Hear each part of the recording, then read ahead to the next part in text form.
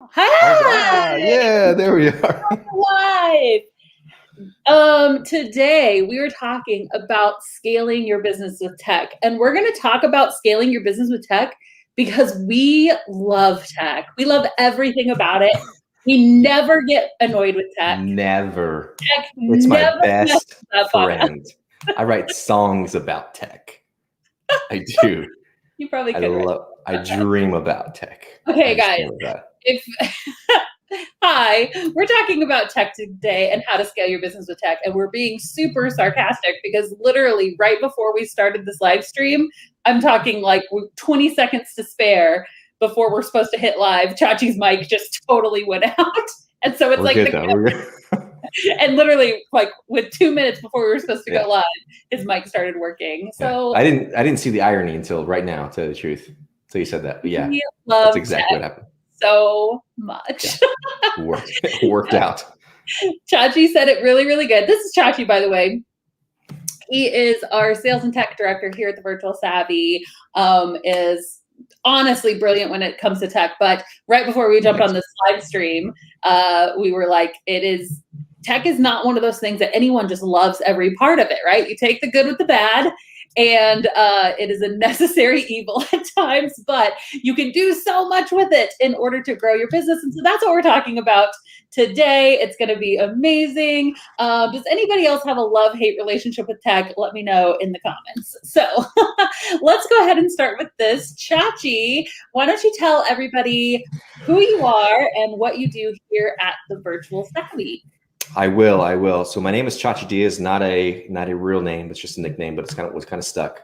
So I'm the sales and tech director for us. I handle all the back end and lead the team that handles all the back end of the Virtual Savvy. So if you ever purchase a product and are now in our Kajabi back end sort of, what is it called? A course platform. We get you into that. If you've gone to an opt-in and eventually purchased a Savvy system, we've got you into that. So our team handles all of the back-end processes, all of the tech for the Virtual Savvy. That's what I do. What did you do before? Great question.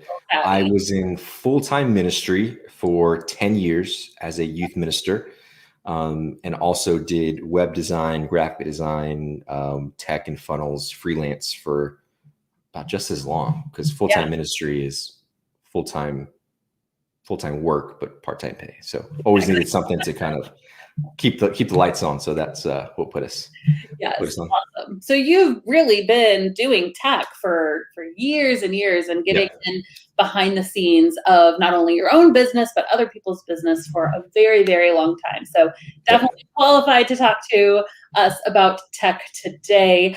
So we're going to be talking about how to use tech to scale your business. And so before we get started, I would love to hear from you guys in the comments. Where are you at as far as growing your business is concerned? Are you in that startup stage, right? You are starting, launching, maybe you haven't told about your services to the world yet. Maybe you have, but you're like still trying to get that first client. Are you in the growth stage where maybe you have a few clients, but you're really focused on marketing and how do I scale even further? Or are you in that scale phase where you're like, I am ready to bring on a team, subcontractors, or maybe you're approaching that scaling where you're like, I'm making consistent money, but I want to go even further. I want to know in the comments kind of where you're at, because that can help us kind of know how to tailor this. But we're talking about scaling. So scaling is really any phase of your business, whether you're starting up in the middle ground or whether you're ready to bring on a team. You can really use tech to help get you there. And I really feel like you can use it as in every single point, but in a little bit of a different way. So we can talk about that a little bit. We're going to talk about some of our favorite tech for scaling your business. So this is going to be really, really, really good. So let's just go ahead and start. Chachi, how can you use tech to scale your business? What feedback? I know it's a really open-ended question, but I'd love to hear like some of the thoughts that you have. So I kind of tried to narrow this down into 3 distinct things that you can do with tech to scale your business. The first thing would be to automate, you can simplify, and then you can organize with tech. So the first thing, the big thing, is to automate. So tech and all of when we talk tech, I think this is important to really put out there. When we talk tech, we talk about the different platforms that are available to you for your business. All of these third-party platforms. We're talking ConvertKit, Zapier, WordPress, Beaver Builder, and all the things that surround those specific platforms. So that's what we say when we talk about tech. So to automate your business, I mean, you can set up these different automations at different parts of your business so that you can continue to grow faster, and that takes some of the mental load off of you and it puts it onto these platforms. So that you can do more of the things that you want to do. So if you're really good at making relationships, if you're really good about negotiating, if you're really good about, like, if you're a graphic designer and you really just want to make graphics, then you can automate the rest of your business around that. When I say simplify, I'm talking about like if you have a bunch of different platforms you can find that one specific platform that can really do all of it for you. So I'm talking about Dubsado, Honeybook, those type of things, especially for freelancers, that can take a large part of the automation process, contracts, project management. They can really do it all. Right. So you can automate, you can simplify, and then organize. If we're talking ClickUp, different things like that, different platforms, there's so much that you can do with tech, and we'll kind of talk about the limitations of that here in a second. There's just so many different ways that you can scale with tech. But you do have to be aware of the potential downfalls, which we will talk about here shortly. Okay. Yeah. So I think that a lot of people, I love those three different buckets, because I think every person, no matter where you're at in your business, can kind of evaluate, like, all right, what is my next scaling step? Like, do I need to organize more? Do I need to simplify more? Which do I need to do? And I think that a lot of us, when we talk about scaling our business, at least when I talk about scaling, my brain immediately goes to like hiring subcontractors. And I feel like an important first step is like, hiring a subcontractor is a huge investment. And it's something that I would love to see everybody doing at some point, right? But I think for most of us, we need to outsource to tools before we need to outsource to people, right? Yes. And so it's one of those things that it's an investment in your business, but it's not as much of an investment as maybe bringing on a whole subcontractor would be, but it's something that can streamline, can simplify, can help you organize. So I love those three different buckets. So let me know in the comments, you guys, like which one do you feel like you're maybe hurting in the most too? Like, oh, I need to get more organized. That would be project management. What are your top project management tools, Chachi? What do you say? ClickUp, what else? Yeah, we're going to talk about that later too. We're going to get into what you're loving. ClickUp is probably one of my faves, but that's only because we work in it every day at the Virtual Savvy, and you have to become like a ninja at it to really. I hated ClickUp when we first started. Yeah, so resistant. I'm like, it's very overwhelming. Very overwhelming. Yeah, but Trello was probably one of my faves too, because it's very little barrier of entry to get started with Trello, and it's pretty intuitive. Like, you understand that there's lists and there's cards. And there's boards, right? There's really 3 levels, and it stayed pretty consistent with those 3. There's a lot of different integrations with Google Calendar and different forms and all these different things. It's really easy for clients. So probably I would say Trello before ClickUp. But once you graduate into ClickUp, I think you really don't go to anything else once you figure out the real power and the robustness of ClickUp. Agreed. I would say when people are just starting out, if you've never done any kind of project management, and we're talking like, how do I organize my clients? How do I organize my tasks? That's kind of what we're talking about when we say project management. I think Trello's an amazing first place to start. Trello, and then like kind of the bridge, you could also start with like either Asana or Basecamp. I think a lot of people start with those, and they even scale with those. Like, I know huge businesses that still use Asana, right? We kind of started with Trello and then kind of graduated onto ClickUp. So if we're talking about like difficulty and function, it's like Trello's kind of the easiest, but doesn't have as much function. Basecamp and Asana, I feel like, can do more than Trello, but maybe not quite as much as ClickUp, and ClickUp would be the most advanced. That's at least my kind of. Yes, I would agree with that. That's a very good assessment.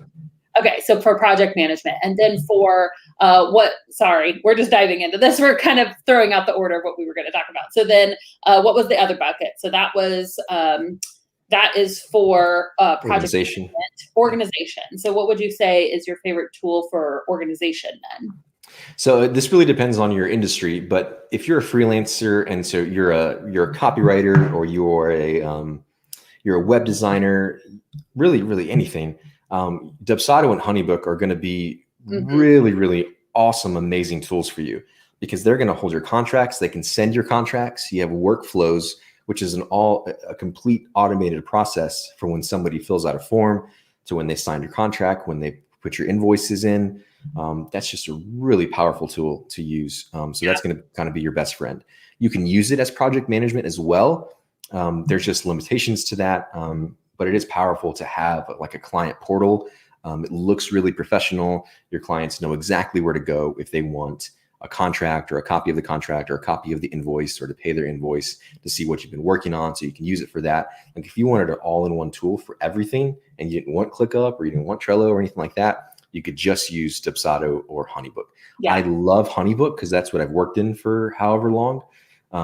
But Dubsado I'm coming to love because that's what we're kind of using for a new product. And that's what we're kind of using for really, that's what we send people to, is Dubsado. So yeah. I love both of them. It's really funny because okay, so I want to like show you some of the comments. I don't know if you can see these, but like, amen, one time for ClickUp, Honeybook, Asana is more expensive to scale a team with. I may need to look at ClickUp. I didn't like Trello. I love Basecamp. I use SamePage. Wow. Okay, ClickUp I've never seen that. Honeybook. So here's the thing. And I love that you guys have already started to find systems that work for you. And I think that's the biggest point, right? Is that most of these have like free trials. And I think that, I don't know what it is in our brains, but I think that some of us will just naturally gravitate toward different types of tech. Like, oh, this just makes sense with the way that my brain works, or this makes sense with the way that my brain works. And so it's not like, oh, which is better? Now, you know, you might have no, this is definitively better in your brain. But for some of us, just depending on how your brain works, maybe a different project management tool or a different automation tool is going to work. So the best thing you can do is just say, okay, which bucket am I trying to fulfill? Project management. Let me just try 4 or 5 of the top project management tools that people recommend. Let me click around, let me watch some videos, and just which one is like, oh, this is what I've been looking for. Go all in with that, right? And you can look at the pros and cons of each of them. But I think that, I think that that's one of the best things that you can do. Yeah, and if we, just to kind of level on ClickUp a little more, the reason why I love ClickUp so much is because the different ways that you can view whatever project you're looking at. So if we have a project and I'm working in a sprint and I have, we can go from, this is what the backlog is, and then this is what we're working on for this sprint, and then this is what this is what's blocked, and this is what's completed, and my team can just take from that. But if I want to look at a list, I can look at it from a list. If I want to create a custom field and do there's just so many different ways that you can organize ClickUp. So that's what my brain went to when you said the way that my brain works. I want to find something, a tool that works with my brain. ClickUp works with everybody's brain because it's incredibly robust. It's a harder barrier of entry because there's such a learning curve, and it's overwhelming once you're staring at this, because it doesn't necessarily look pretty. Like it's not like Trello where it's very, like clean and it's very much project management. So, but if you can get past it, it's great. Everybody, like everyone has their own favorite planner. Like maybe you're a paper planner, maybe you're a digital planner, but even like in the paper planner category, there's 1,000 types of planners out there, right? Yes, and the one you're like, oh, I finally found my planner. Like people who find their planners get like obsessive. That's why you can find planners for literally like hundreds of dollars for like some paper. You're literally paying like $100 for paper, but people look at it. Do those people exist though? Like who finds a planner? I haven't found. I'm 33 years old. I've never found. Becky on our team. I think she paid like $100 for her planner. That's true. She's gonna in your business, Becky. I like it. She's gonna walk in any second. I've paid $50 for a planner before for literally like paper, but when you find one that you're like, this is how my brain works, and know me, then it's like, I don't know, it like makes you come alive. Whatever. Maybe I'm a drug. Confirm. No, for sure. Yeah, for sure. You are. No, for sure. Yeah, for sure. Okay. So did we forget a bucket? We forgot a bucket, didn't we? Automation. Becky wants me to show everybody her planner. Becky's literally at the same place. She's showing her planner. This is a product placement. We should get a kickback from this. Right? Okay, continue. Okay. So then what are the best tools for automation then? I mean, obviously there's some of the tools we already talked about. I think Mhm. you can automate parts of your business with Dubsado or ClickUp, but what I Mhm. love is using anytime something can't be automated, we are huge Zapier fans over here too. Yes. Yeah. And Zapier's not like I have a love-hate relationship with them because sometimes they're so good. And so you think that they should be good with everything, but then there's limitations that come up. But most of the time, Zapier is incredible. I mean, incredible. And at the Virtual Savvy, we use it probably in every single automated process to some degree, even if it's as simple as taking something and putting it into a Google Sheet. Then, we use it for that to look at the different places that we see all the information. So Yeah. we use it all. Zapier is a big one because they will. Some platforms have native integrations that work together with themselves. So if they don't, then Zapier is going to be the one that makes them talk to each other. Yeah. But that's really the big one. But I will say, once you get into the automation process, like once you get into the automated part of this business, of your business, that's when things start to get less simple, and you will hit the point of diminishing returns to where you can automate your entire business, but then it becomes more complicated to keep up with all of these different automations. Mm-hmm. So Yeah, I think the there's balance. some of like the pillar things, right? And Mhm. here's the way that I view it. This is a good question, by the way. I'm going to pause because Danny's just going to get all deep on us. Danny's also a member of our team. She said, "For those of you saying that you're scared, what scares you most about about it? Like everything about tech or individual applications?" You guys be answering that in the comments while we're That's a really talking good question. but okay, so what was I just saying? I totally just lost my train of thought. Yeah, Um, I'm not the best person to ask about what you were just saying because I'm she short-term doesn't, memory. she doesn't listen. Yeah, yeah. I don't even know where I am, to tell you the truth. Okay, no, but here's what we were talking about. So scaling your business, and sometimes it becomes more work than less, and like Yes, kind yes, of yes. finding that balance. What do I actually automate? And like for me, I think that one of the best things that you can automate, in my opinion, when it comes to your VA business, is anything to do with like marketing and onboarding. Because here's 100%.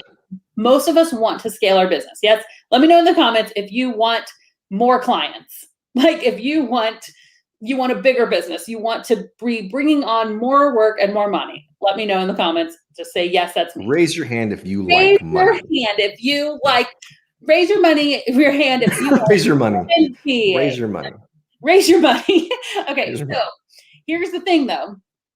Most of us, if I just like said, here's 100 clients, if I just handed you 100 clients and they were 100% surefire going to hire you, most of us couldn't actually do that. Most of us would be like, no, no, no, no, no, don't give me 100 clients, right? And so the thing is that most of us don't have the structure. We don't actually have the systems to scale. We don't actually have anything built in that, even if let's not even say 100, even if I just gave you 5 clients right now, right, that were surefire, a ton of us would be like, oh, I actually can't handle that.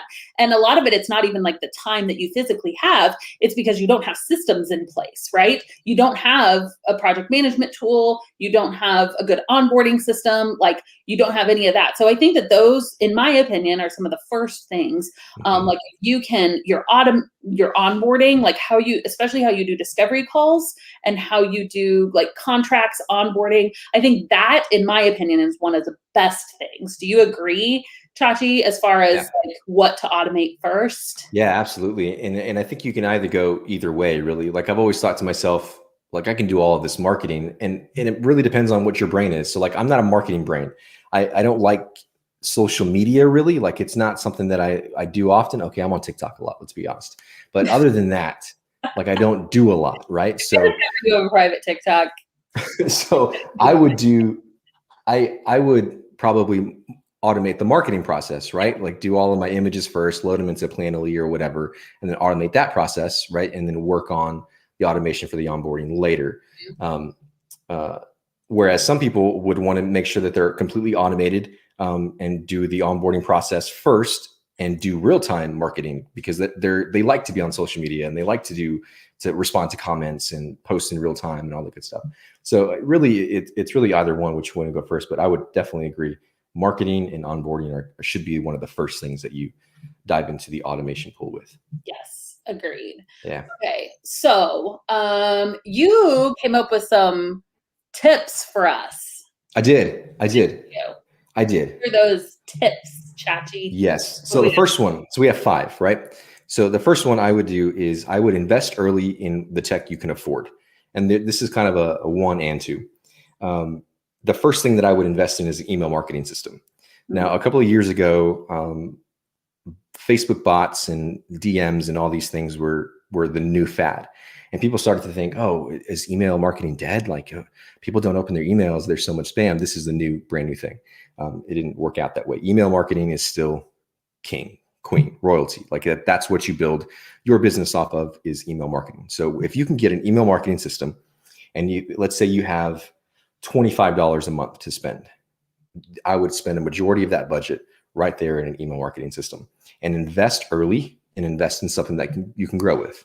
Yeah. So to be super specific, MailChimp is great. It's free. But I wouldn't scale with MailChimp, right? It's not necessarily the industry standard. It's what people go into because you can get like 1,000 subscribers for free, right? But if you can afford it, I would go into Flowdesk, ConvertKit, or ActiveCampaign, because that's going to allow you to scale with those things. They have a little bit more features, especially Flowdesk. I think it's like $19 a month or something like that. Beautiful emails. It has enough of the automation process to where you can get started really easily. I love Flowdesk. We use ConvertKit. I love ConvertKit. You can scale with it. Really good company. I mean, I love ConvertKit. So if you can afford that, if that's $29 to start. That's a little more expensive, but yeah. And then ActiveCampaign. Now, ActiveCampaign has a ton of features. Will automate your entire business. It's an incredible platform. It's just a little bit more expensive. I don't even know what it is, but it's pretty expensive. So if you're I would say if you're like super like you want tech and metrics and all the geeky, like I would do ActiveCampaign. If you're like, I want pretty emails, then I would go with Flowdesk. And if you want like kind of a mixture of both, or if you are like, I love ConvertKit because I just think that it's really user friendly and functionality. I think it functions really good, and I also just really love the company. So like partially I'm just biased because I just really respect like the owner, and I like to like put my money into companies that I feel like are building a really good company culture. I'm not saying the other places aren't, because I'm pretty sure they are too, but I just, that's why I love ConvertKit. So I don't think it's the wrong answer. Again, try all 3 and see which one that you like the most. And why would you say email is important? I would say email is important because, and there's a lot of things that are important. Let's be clear. There's a lot of things that are important. I would say email is important because that's what you're going to get your customers like warming up that process on a weekly basis, on a monthly basis. That's how you're going to get them to be repeat customers. Like that's the way that you're going to be able to communicate with them and see them. Now they're going to need to see you on social media, all that good stuff. But it's really their inbox where there's no algorithm. You completely own that relationship when it's in email marketing. And again, there's so much power in that relationship. It's just you and that email. There's not a bunch of stories that they can distract with. There's not an algorithm that you have to compete with. You're completely owning that relationship when you have their email address. So I think that is king. And that's how we at the Virtual Savvy determine what our numbers are as our email list. And that's the way that small businesses and large businesses determine their success, is the size of their email list. Yeah. And it's one of those things that it's just good to start early, because those first like 0 to 100 email subscribers are like the hardest to get. Yes, it is. But once you like start setting up like some systems to get more emails, it really can be a game changer. And we're talking about tech for growth, right? Like we're talking right now about scaling. So if you're like, I just like learned what a virtual assistant is yesterday, this is not necessarily probably the first tech that you need to invest in. We're talking about what is the tech that you should invest in if you are ready to really start growing. Here's a really good question. Gabrielle says, I hate email marketing. Can I scale without it? Good question. You want to answer that one, or you want me to answer that one? I mean, yes. I mean, of course, like I'm not there's not one way to do business ever, right? But I think that a direct line to communication, a direct line to potential clients is what you're going to need. So if you were not going to do email marketing, you would need some other direct line to communicate. And I would feel like the other option would be to like another way that people are going to see you on repeat, and hear from you on repeat. So, which when we teach scaling, we usually teach both of those. So it's like you're maybe growing one social media channel, or you're doing some kind of outreach, and you're getting those people into email, so they're seeing you on repeat. So they're seeing you on repeat on social and seeing you on repeat in your email. So you're kind of double trouble, right? So it would make me say you just have to be all the more consistent on another platform, which again, we are huge fans of not building everything on another platform. Like you guys know, we here at the Virtual Savvy have an email, or we have a Facebook group of 65,000 people. I think we just hit. We know at any moment that could just disappear. Like I've known people in this industry, like in online business, that they've had massive Facebook groups that they just woke up one day and they were gone, right? Yep. And so it's like you never know. So I'm never one to be like, this is the only way to do something. But it's what we teach. Yes. Yeah. I would also add to that, what is the reason why you're afraid? And I think a lot of people think that email marketing, you're selling every single week that you reach out to them. And that's couldn't be further from the truth. If anything, we're putting out value every single week. We put out a blog post and YouTube videos. We give away free things. Like you giving value every single week. So when we say marketing, that doesn't mean that we're selling. We're simply showing up and we're saying, how are you? We're a real person. You talk about your personal life. Like that's what showing up is in email marketing. And that's what it should be 90% of the time, or really 80% of the time. And then 20% of the time, then you can sell to them once you've given them that value over and over and over again, and you've earned their trust.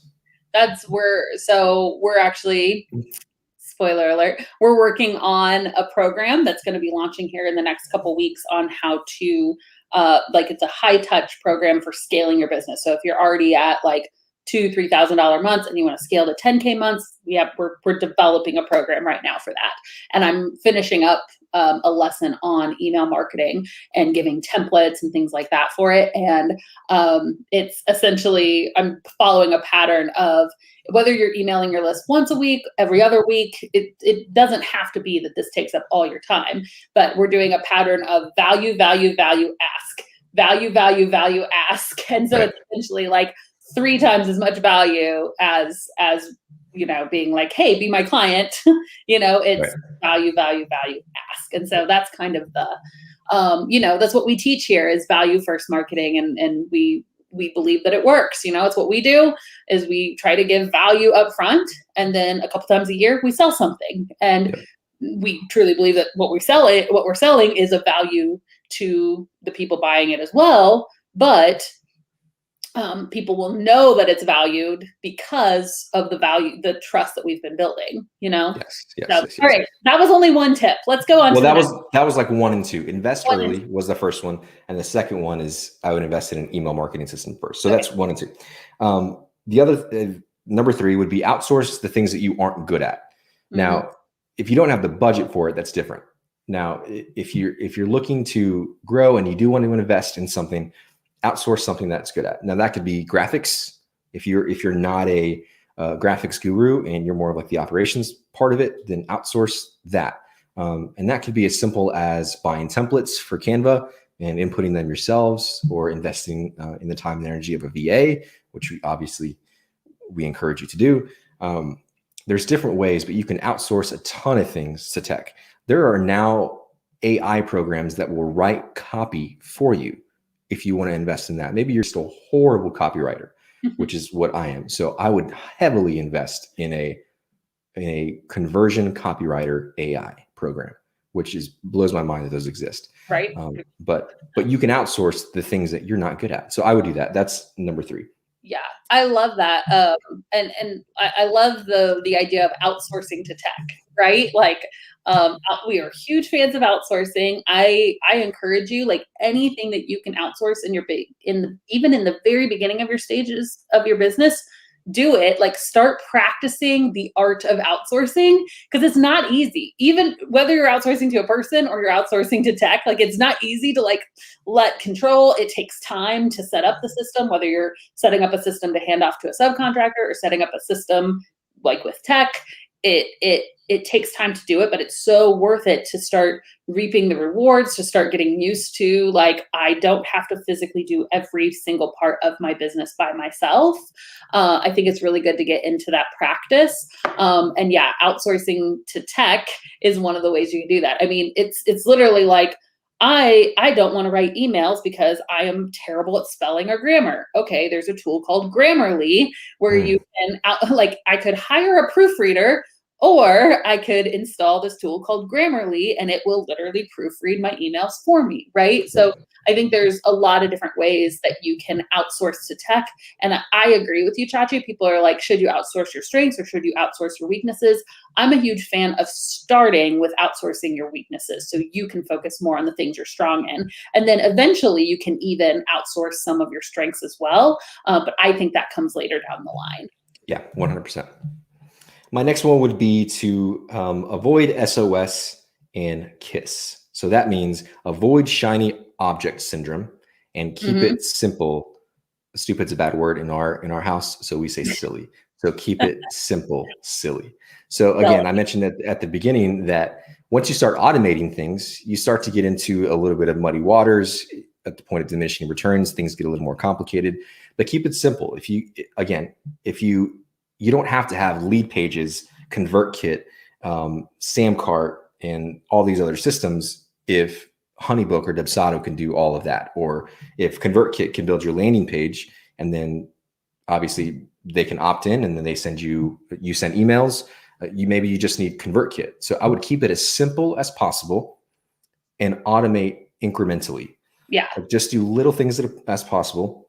Get your systems in place. But then once you see that new ad come, because obviously there's going to be an ad on Facebook that's going to hit you with something that you think, oh, this is the thing that's going to take me to 10K months when you haven't even hit 2, right? So you think like that shiny object syndrome is big, is huge. And so avoid that at all costs, keep it really simple and scale as slowly as possible when you're talking about tech and automations. Because the more things you add, which we'll get into my next point, but the more things you add, the more difficult it becomes. Totally. And I think that like when we talked, we did a whole live stream on shiny object syndrome, but like, have you completed the last thing you started? So like I set up a system to automate my onboarding experience and ooh, look at this new project management tool. And you start to go toward it. It's like, wait, did I finish? Right. It's the last thing I started. Let me fully get, because especially when it comes to like tools and tech, did I fully get out what I intended to out of this platform that I've already invested in? Let me give it 110% before moving on to the next thing. And I think that's great advice. Yeah. I'm probably the worst one. Like if there's a new tech piece, I'm like, yes, here's my money. Let me pay for a year subscription because this is going to save my life. But it never does. And I always go back to what I was actually using to begin with. So word of advice. Okay. Last tip that I have for you is to, and this was the big one. I built a business off of this tip. As a new freelancer and you want to scale, people want websites, right? Which is great. I think you should have a website whenever you're ready for it, okay? Whenever you want it. Do not feel like you have to use WordPress as your first website. And here's what I always said to clients who wanted me to build a WordPress website. You have hosting, you have a domain name, you have a theme, you have plugins, and then you have all these other, you have a theme builder. Like you have 5 different aspects in one piece of tech. And if you are one person, we have a team of what in the sales and tech department? We have a team of 4, right? Danny, Sarah, me, Janelle. A team of 4, it's still difficult to keep up with WordPress on a daily basis. And we're finding new things that, hey, this doesn't work the way that it's supposed to work, right? So if you want to build a website, build a simple landing page on LeadPages or use Squarespace, or Wix is a really simple one to start out with. I wouldn't recommend Wix. If you have the budget, I would go to Squarespace. But You do not have to use WordPress. And there will be people that will tell you WordPress can do whatever you want it to do. It absolutely can. And Right. once you get bigger, and once you want to do all these certain things, you can make WordPress whatever you want it to do. That's great. But to begin with, it will definitely drain your energy, drain your wallet eventually, and just don't go there if you don't have to. I think that's, I think that some of us are like, man, I want to use the best thing. Like, what is the best thing?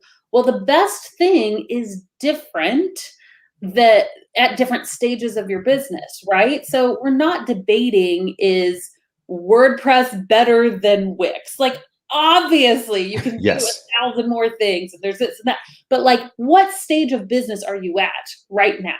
If you're at the stage of business where you're like, I'm literally just getting started and the only people coming to my website are the people that I'm handing a business card to that says my website and they're going to my website, right? Like Danny mentioned in the comments, it's literally just an online business. If your website is just an online business card for you right now, and that's the stage you're in, let yourself be in that stage. You don't have to jump 10 steps forward and be like, oh, I need the best of this and that, right? Like, you can start with something simple and then graduate on. So that's why we talk a lot about Squarespace, because it's just, it's kind of the best of both worlds, where it has a lot of that SEO power that WordPress does, but it's also simple, like kind of like Wix and things are. So we think we like Squarespace here. And again, there's lots of different ways that you can go about building your website. Maybe you don't have a website in the very beginning, and you just have like a coming soon page, right? With a place for them to drop their email like that, or something, just this one page, really simple, that you create on ConvertKit, or you can create in LeadPages or whatever. Like, it's okay to start simply. And that's so hard for all of you achievers out there that you're like, no, I want it to be 100% perfect. It's okay. Start simply and then grow and build upon the simple. It's because what happens when we jump to step 10, here's what happens. And I know this not only because I've done it, but I've seen other people do it as well, is that we're like, I'm at step 1, but I want to go ahead and build my website, build my funnels, build whatever, as if I'm at step 10. So we go ahead and build the thing at step 10. But what happens is, as our business grows, it kind of shifts and it pivots. And you'll realize that you built out 100 email sequences and landing pages and funnels and ads and for something that you don't even want to do anymore, right? Like, you're like, oh, actually, I started my business as a general VA and I built all the stuff out, and now I want to niche down to Pinterest management. And you've spent all this time and energy and money building this thing that you're not even going to use. And that's where people get stuck in this cycle of never growing their business, is because they get so focused on like, I'm going to build this massive thing instead of just simple. Let's build something small and then build on it, build on it, build on it, build on it. Like, that is literally going to get you to success faster than building the huge thing at the very beginning. Yep. 100%. Okay. Yes. I'm like so passionate because I see people do this all the time, and I'm like, yes. Stop it. Stop getting so complex. It's really okay. Just start simple. Yeah. And while we're still on the subject, so like Squarespace, if you wanted to build your website on Squarespace, one of the things as a web designer that was really awesome for me was that I didn't have to keep up with that, because clients or whoever is building this website might get hung up on whatever happens when you build a website, right? It could be 1,000 different things. Squarespace has like award-winning customer service. So you can hop on whenever you want, ask them to fix whatever they want, ask them to walk them through that, whatever process you're messing up, and they will fix it for you. And as a solopreneur, that is gold. That is invaluable and definitely worth the $18 a month that they're asking you to pay for your website. So I would just go to Squarespace if you can. But WordPress is, somebody said in the comments, we're conditioned to think like that's the best. And it might be for where you are. It might be. I'm just not saying that you have to start there. Right. Yeah. Like, let's give ourselves permission to like, I literally had somebody like get mad at me and like say hateful things all over the internet at me because I wasn't like exclusively telling people to build on WordPress. And I'm like, I'm not debating. We use WordPress. We at the Virtual Savvy use WordPress, like, because we have tens of thousands of people coming to our site. If you have 3 people coming to your site a month, do you really need WordPress? Yeah. Like, Yeah.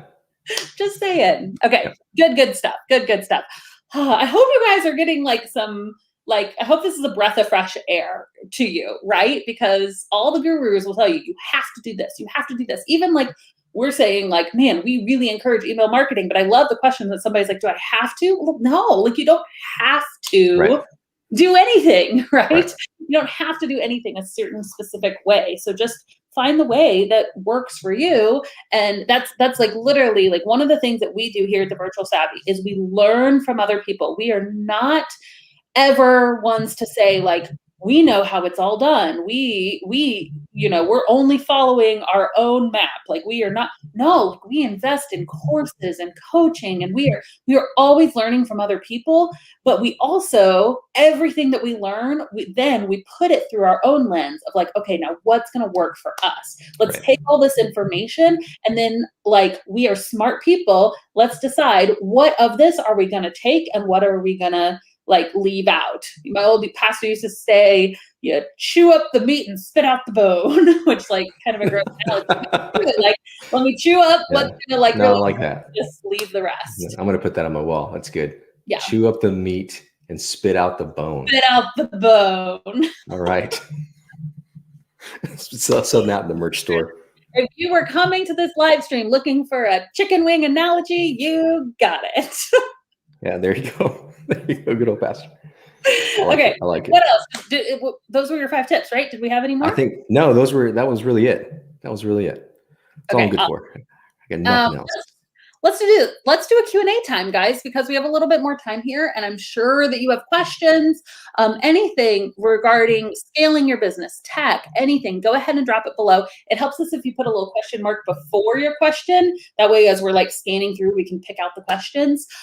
So go ahead, drop your questions. And while you're dropping your questions, I want to do one thing. I want to invite you guys. So oh my gosh, you guys, I'm so excited. Literally, we've been working on this 4 months and it is finally ready. We are getting ready to do a webinar training called Simplicity to Scale.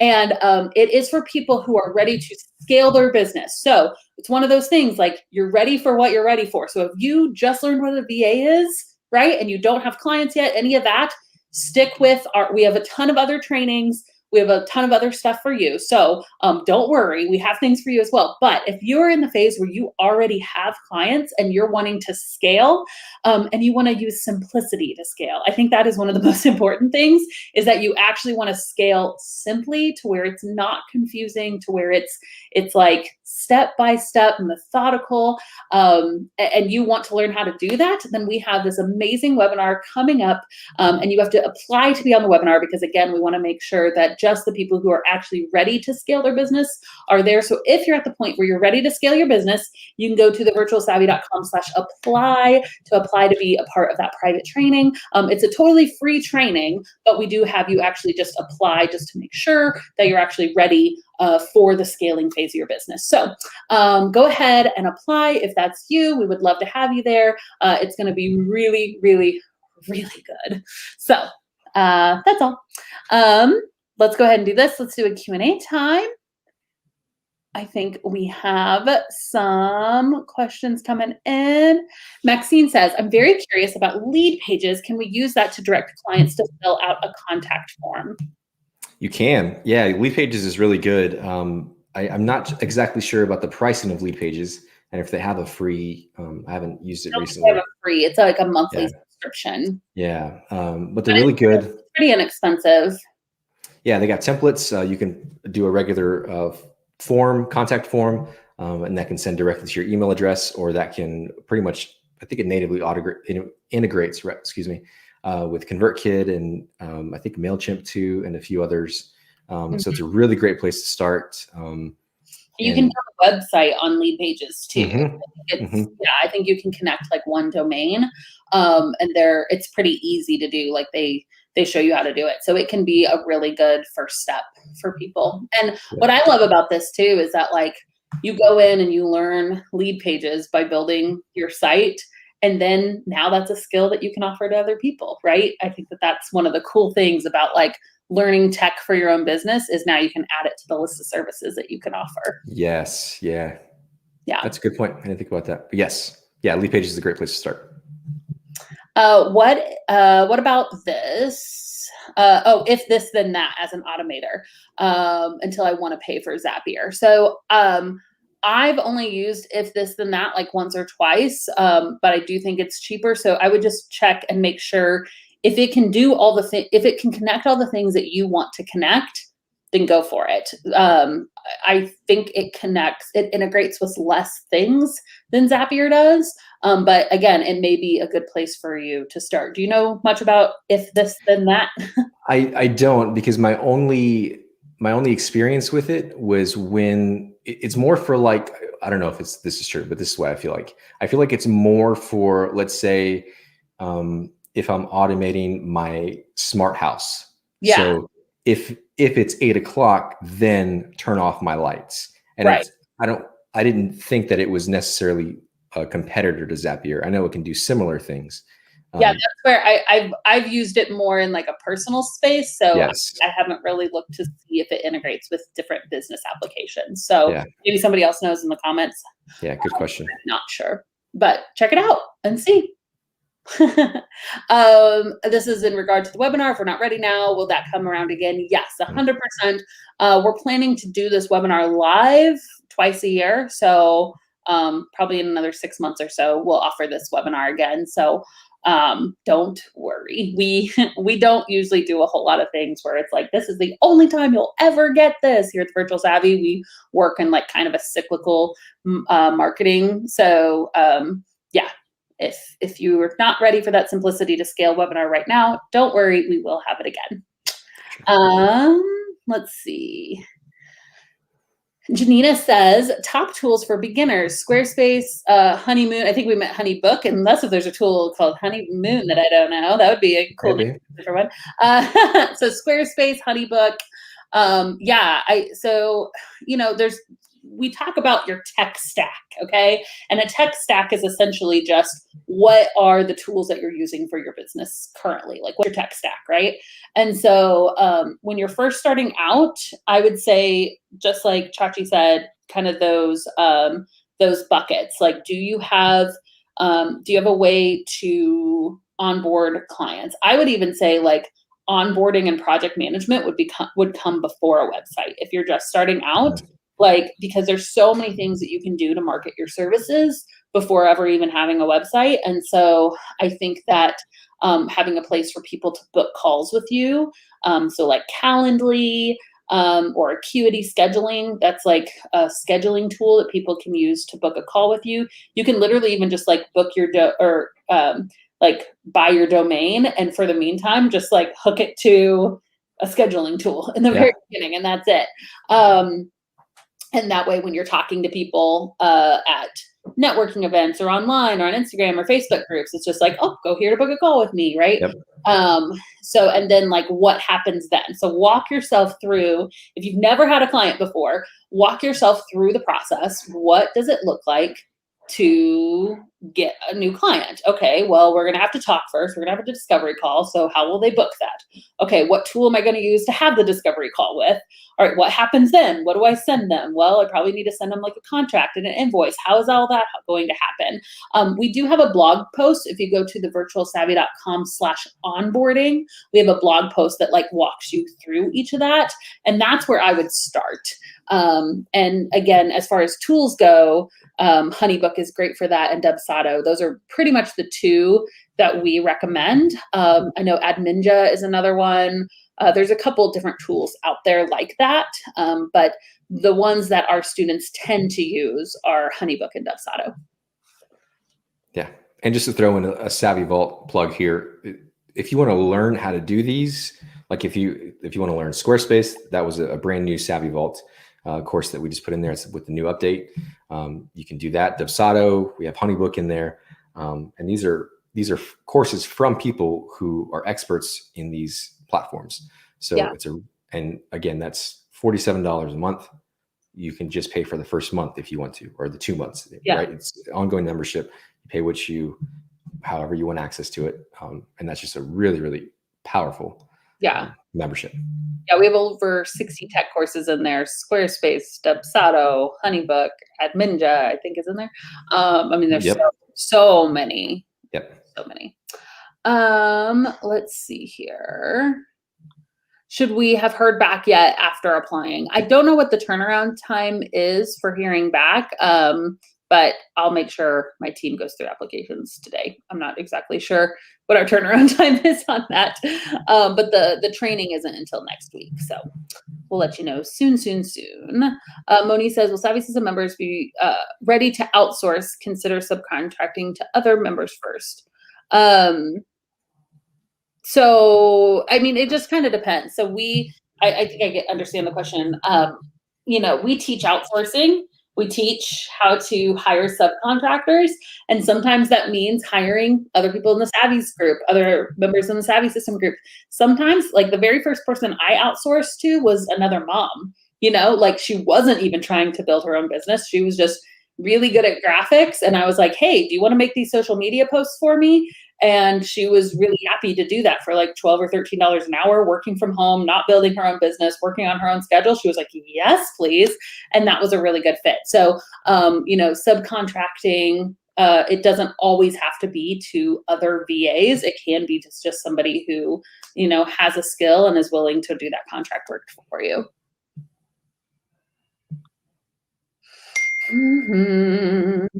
What else do we have?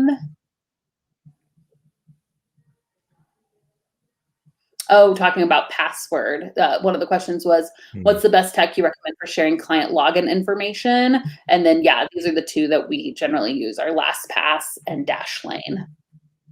Honeybook's changed my life. Ooh, that's a testimonial. Yes, that's a big one. Yeah, I love Honeybook. Big fan. No, that was really it as far as the LastPass. And the reason why we do this is, or the reason why we teach it, and the reason why I've always done this, is because this protects both you and your client whenever the work relationship is done. They can remove access, or they don't have to change the password. They can simply revoke your access whenever it's done. And then they can never accuse you of going in there and changing something that you don't have access to. It's just a really easy way to share passwords and stuff. So highly recommend that. Dashlane, LastPass, we are huge fans. Even like in my personal life, it's just really nice because I'm like, oh, I never remember like so many logins for so many things. Yeah, there's a lot. And there's a lot. Okay. Cool. Well, this has been really, really amazing, guys. Again, if you are at that point of scaling your business, go ahead and apply for our webinar. And that is if you already have a few clients and you're like, where do I go from here? I want to scale, but you want to use simplicity to scale, then go ahead and apply for the webinar. It's going to be amazing. And for those of you guys who are like, Abby, I'm just starting my business out, I'm not ready for that. Make sure that you've downloaded our VA checklist and starter kit. That's going to be the best place for you to go ahead and start. And that is at thevirtualsavvy.com/VA checklist. Thank you so much, Chachi, for joining me today. That was fun. Yeah, let's do it again. I love talking about tech with you, even though you called me a geek. I mean, you are, but that's fine. You're a geek. That's not what I called you. I called you a dork. What did you call me? A dork? I think you called yourself a dork, and then I agreed. So basically, we're all about name calling here. Yes, absolutely. 100%. Our business on it. For sure. Name calling one another. Company culture. That's what we're all about. Chachi's the best. All right. Thank you, guys. Have a good one. Bye.